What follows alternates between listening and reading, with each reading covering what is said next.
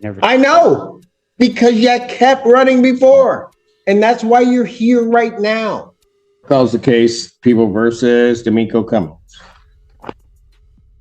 All right, pause right here. This opening already tells us everything. The judge isn't talking about cardio, he's talking about running from responsibility. In court, you can't run usually means the system has finally caught up.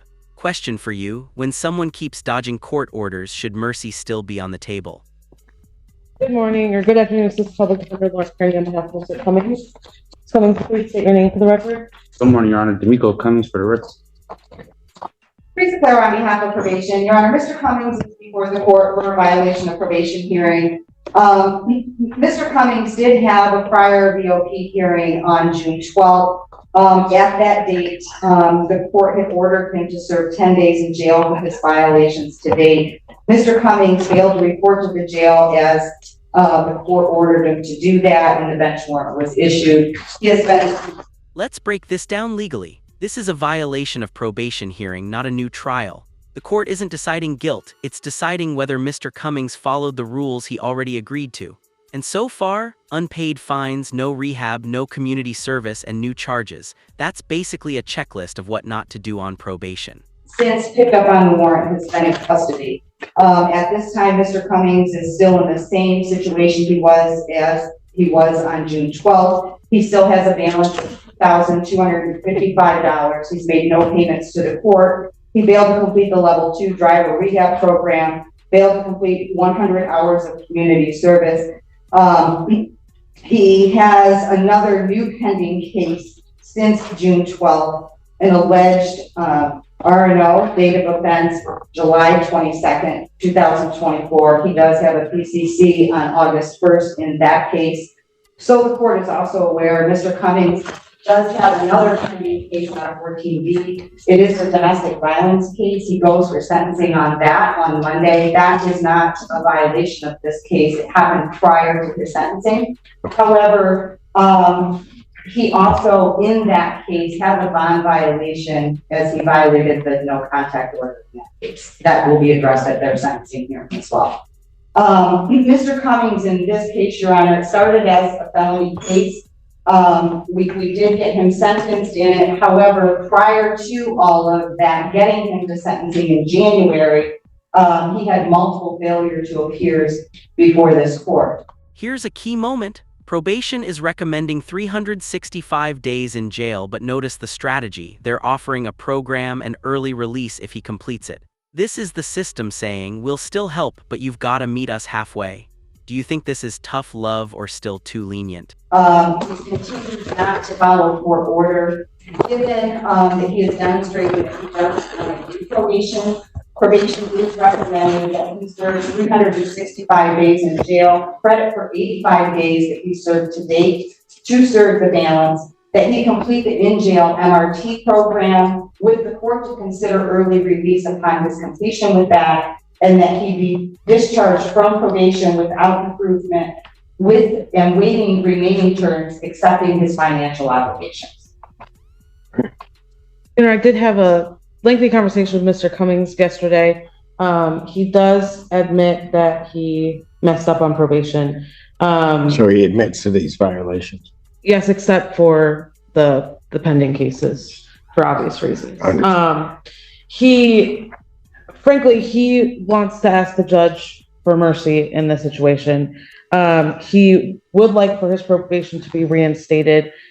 He said he is willing to comply with probation and get done what he needs to do. However, he does want to take responsibility for not doing what he needs to do over the past couple months. So when I asked him what's been going on, he kind of gave me a litany of things. He cares for his 5-year-old son, who is going to kindergarten in the fall. He also has a baby on the way. His partner to the 14th, but really the baby can come any day. Those two things, as well as his job, he's working Amazon night shift 40 hours a week. This is the emotional pivot. Family, kids, a job, a baby on the way. These arguments are powerful, but judges hear them a lot. The legal question is, do you have responsibilities? It's, why didn't those responsibilities motivate compliance before things got this bad? Essentially distracted him from taking care of what he needs to do on this probation. He does live with his mother and his partner as well as his children, so he does have a support system. He says he can make payments. He is working full time, and he does have some savings that he can put a pretty substantial payment toward his fines and costs. He said his mom can come up and pay $1,000 before he even is released from jail. He mentioned to me that he has been successful in other probations, and thinks he can be successful here if the court is willing to give him another chance. How'd he get picked up on this warrant? The police came to your apartment for an unrelated matter.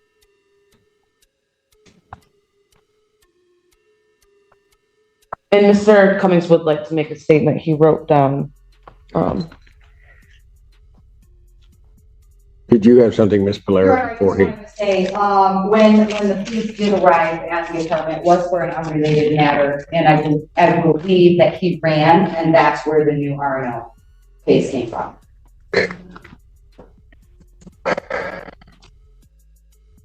Go ahead. I want to start like this and say I do got a 4-year-old about to be 5 in October, about to start school this fall. I got a daughter due any day this month. I was working a night shift at Amazon, 40 hours a week, 10 hours and 30 minutes a day. I was laying down on my side. I didn't look at it as a punishment, but I looked at it as an opportunity to do better and be better and get my life together. I can't have warrants and actually be responsible for my son and get to school every day or even to a bus. Please don't punish me or revoke my probation. I think y'all can actually help me do and be better. I signed up for Michigan Reenters to try to get back in school and see what college is like, even though it seemed like I haven't been trying. That's something me and my probation officer spoke about. I can and I'm willing to do extra classes like MRT free and on probation. I'll pay to start my driving class before I'm even released if considered. And if you can take thought that I'm on probation for being a victim in a car accident I was in or at fault for, if I went to the hospital with bad injuries, just as everybody else, like, please, Your Honor, I've been getting dealt a bad hand. And I'll just try to be the best I can and resolve every issue the best way possible. Honestly, I'm not the best, but also not the worst. Like, please, Your Honor, I beg you, please, can I have one more chance to show y'all I actually had a bump in the road and I had to get over it, please. If you see me again, you can revoke my probation, give me a year or anything. Like, I really do and truly apologize for the confusion and decisions I left you and my probation officer to ponder with. But I really have just been working, trying to be there for my son and the mother of my child that's currently pregnant. Like, please don't punish me yet, but give me one more chance. Like, I'm actually a full-time father and my son stays with me.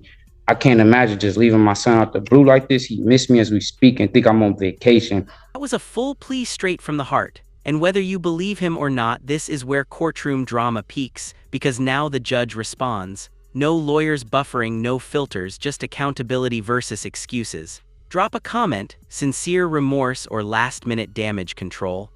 I'm going to be a full-time dad to my daughter, too, that's due. This is the first time you see me for a reinstatement and the last time if possible. I'd do anything to be there when my daughter is born and put my name on the birth certificate. I watched my son go off and start his first day of school. Your Honor, I plead and please, I'd do anything, even if it was double my community service, double my restitution, and add extra classes. I'd do it and complete it all. If you can, please consider everything I said and give me a chance. It would be the biggest and best blessing. I know I haven't paid yet, but I thought I had time to.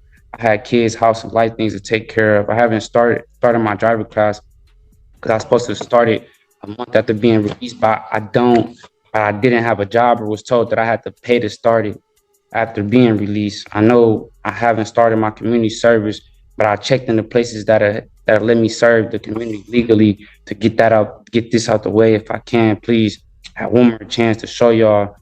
You wouldn't regret it, I promise. But that's all I have to say and ask of Your Honor, sincerely.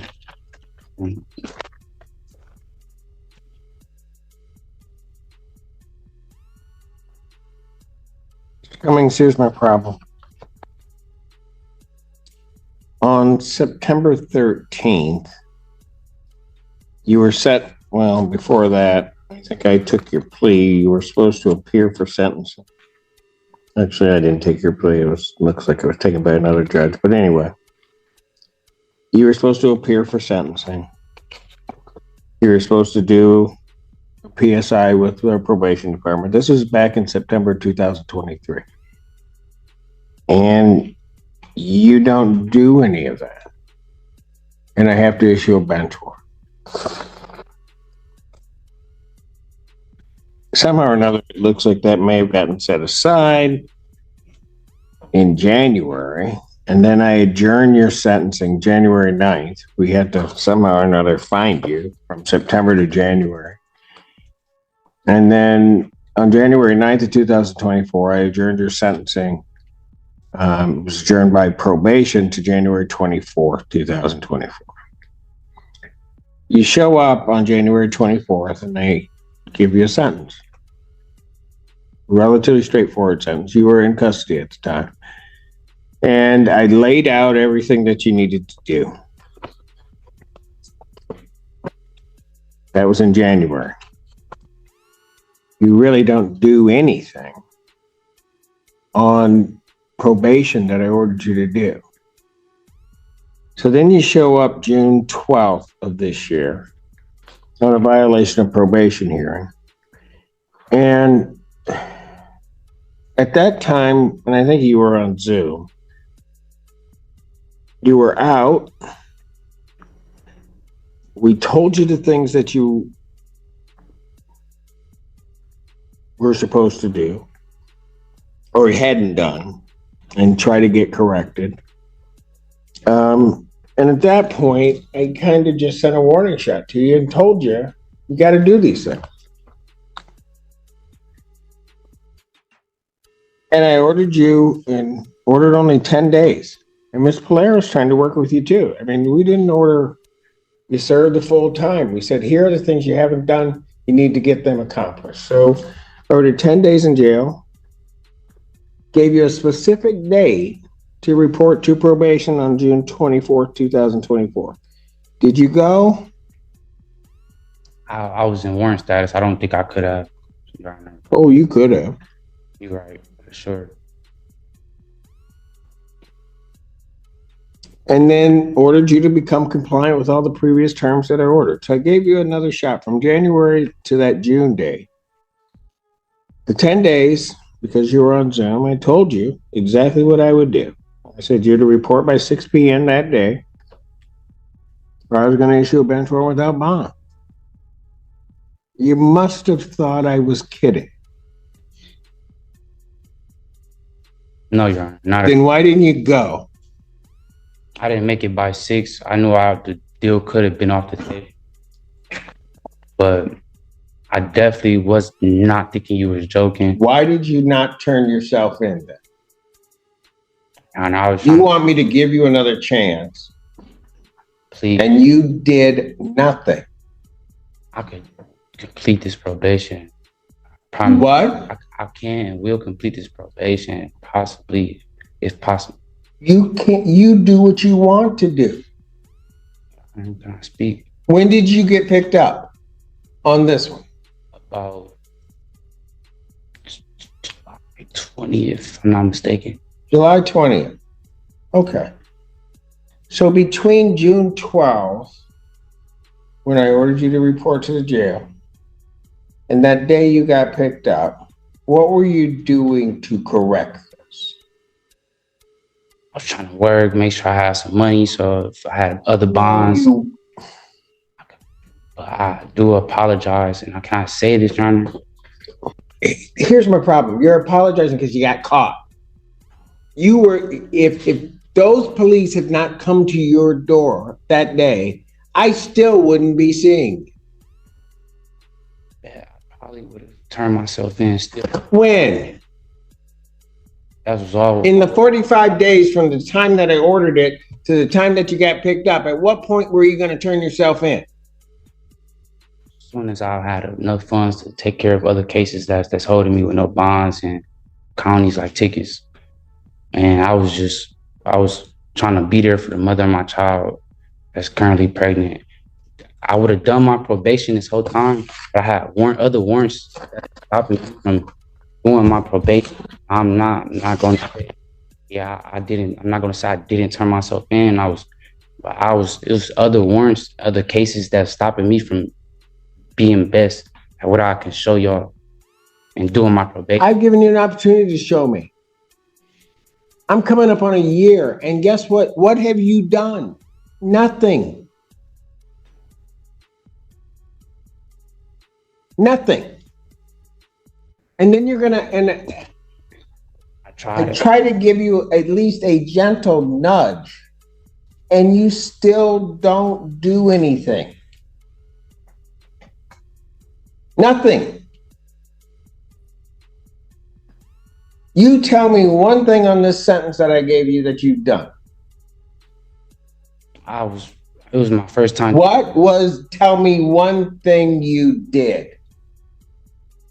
I checked in.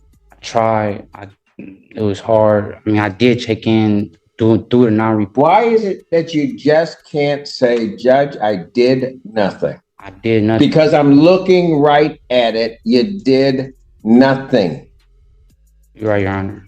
You right. Everything with you is an excuse. No excuses as a man. That's what I was taught. So I don't try to make excuses, honestly. You've made excuses since the time you first started talking.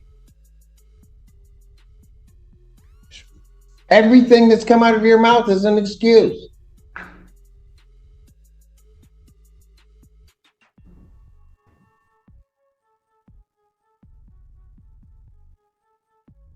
sit here and I give you a chance to do it. We wait 6 months, correct something. Anybody that is on probation in my court, And this is the judge's final reality check. Courts don't punish promises, they punish patterns. From the judge's perspective, every deadline was a chance and every missed step was a decision. The big question for viewers, at what point does empathy stop and enforcement begin? you know, and I feel bad sometimes for Miss Polera, but she doesn't mind doing it. If you're having problems, you'll walk in, you talk to her. But you wouldn't even do that. You thought this was a game. You thought when you looked me in the face on Zoom and I told you when to report that I was just kidding.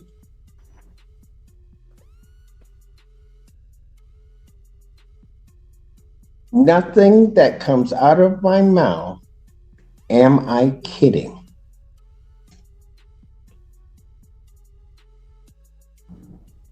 I told you to report. I told you when to be there. And I told you how long you'd be there. And I told you what I would do if you didn't report. And so you know there's a bench warrant out for you. Because at least you took me for real on that I was going to issue a bench warrant. So when the police show up, what do? You don't even say at that point, I got to deal with this. You take off running. Allegedly, I guess we'll say at this point. And where was that going to get you? Got you right here. And after all that, Mr. Cummings, you want me to believe anything that's coming out of your mouth that doesn't resemble an excuse.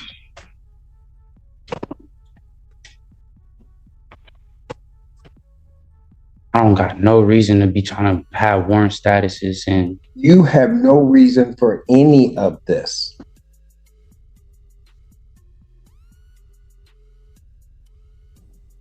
Everything that has happened that's bad in this case is no one's fault but yours.